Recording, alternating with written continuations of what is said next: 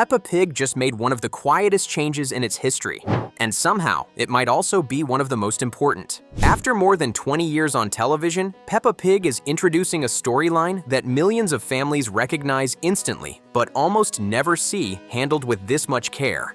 This time, it's not about a new game, a silly misunderstanding, or a fun trip with Madame Gazelle. It's about George, and something that's been part of his world for a long time. Dinosaur. Even though no one realized it yet. Before we go any further, quick note.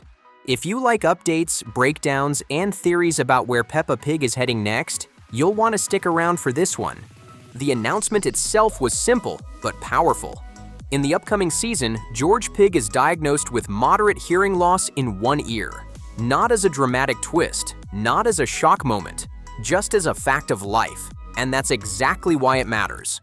For a show aimed at very young children, this kind of representation is rare. Even more rare is how gently and thoughtfully it's being presented. The episode, titled Hearing Test, follows Peppa, George, and their parents as they visit an audiologist.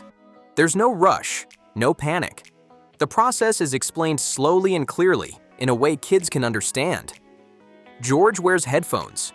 Every time he hears a sound, he drops a block into a bucket. It feels like a game, but it also mirrors real hearing tests that children go through every day. And then comes the diagnosis. George has moderate hearing loss in one ear. What's striking is what doesn't happen next. There's no fear, no sadness, no sense that something is wrong with George.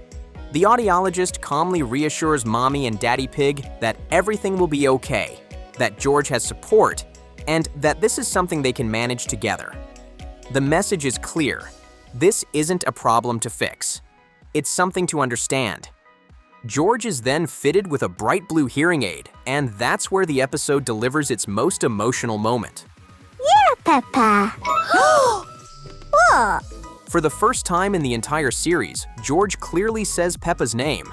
It's a small line, but it carries a lot of weight. For parents of children with hearing loss, it's instantly recognizable. For kids watching at home, it subtly shows how access and support can change someone's experience of the world. This storyline wasn't created in isolation either. The episode was developed in partnership with the National Deaf Children's Society, and that collaboration shows.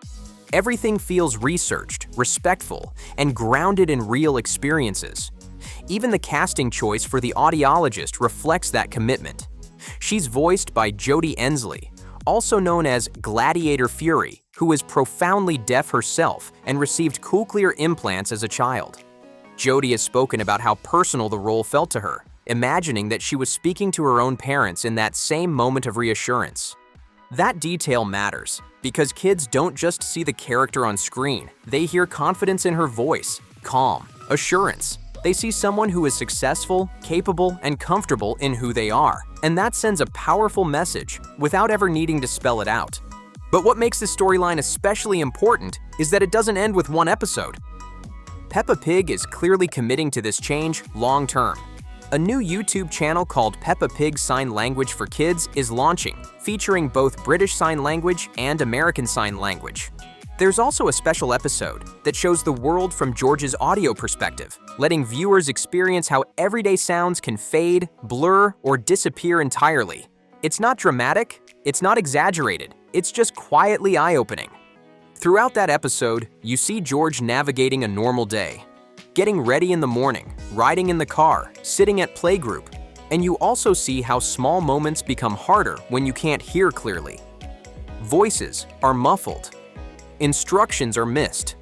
Music fades before he can enjoy it. None of this is framed as failure. It's framed as effort, and that distinction is huge. What's especially touching is how Peppa stays close to him throughout the day, even before anyone understands what's going on. She helps naturally, instinctively, without being told to. It reinforces something Peppa Pig has always done well, showing kindness and support through action, not speeches. Even outside the episodes, the changes continue. New toys are being released that show George with his blue hearing aid, allowing kids to see themselves reflected in their playtime.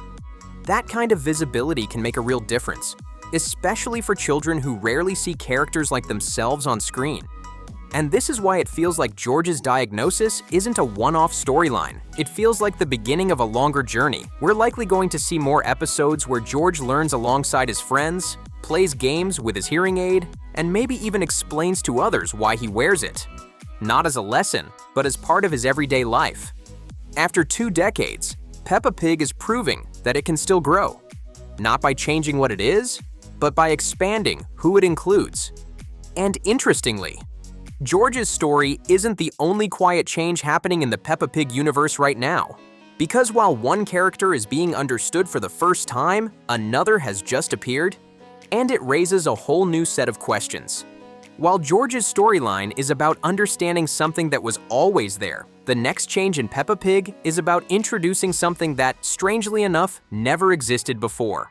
After more than 20 years of episodes, Peppa Pig has finally done something fans have joked about for years.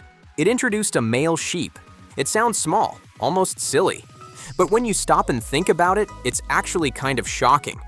For 2 decades, the show has featured Susie Sheep, her mom, and several other female sheep in the background, but there was never a boy sheep.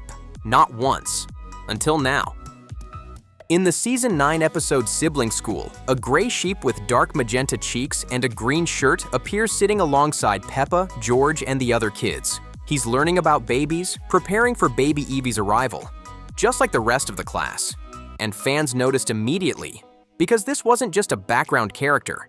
He appeared clearly, deliberately, and he didn't disappear. The Peppa Pig community has already given him a nickname, Barry Sheep, even though that name isn't official yet.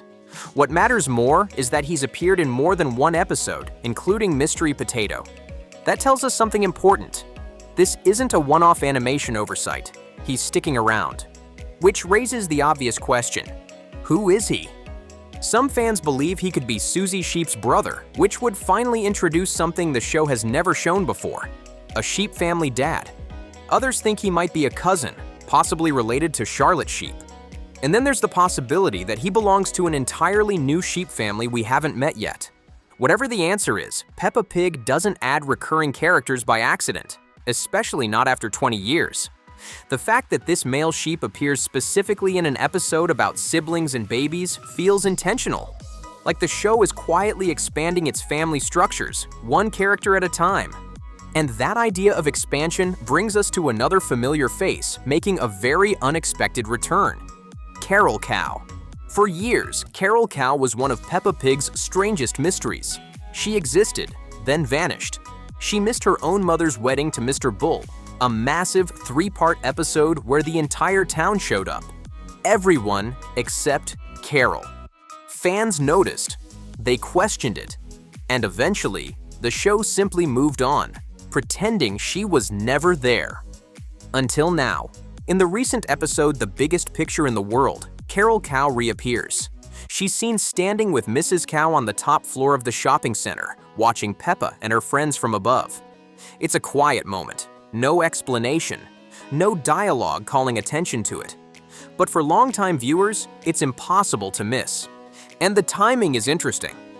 Carol returns after her mother's wedding, after Mr. Bull officially becomes part of the family, after Peppa Pig has already established a pattern of how it handles big life changes, which opens the door to a theory that's hard to ignore. What if Carol's return isn't random? What if Mrs. Cow and Mr. Bull are expecting a baby? Peppa Pig has followed this exact structure before. A major life event is introduced. The family dynamic shifts, preparation episodes follow, and then a new baby arrives, changing the balance of the show. We saw it with George. We saw it with baby Evie. And if Carol is being reintroduced now, right as she's shown in family-centered scenes again, it could mean she's about to become a big sister. To be clear, this is pure speculation. There's been no official announcement, but Peppa Pig is very deliberate with its storytelling. Characters don't just disappear for years and return without a reason, and tying Carol's comeback to a new sibling would neatly resolve one of the show's longest-running mysteries.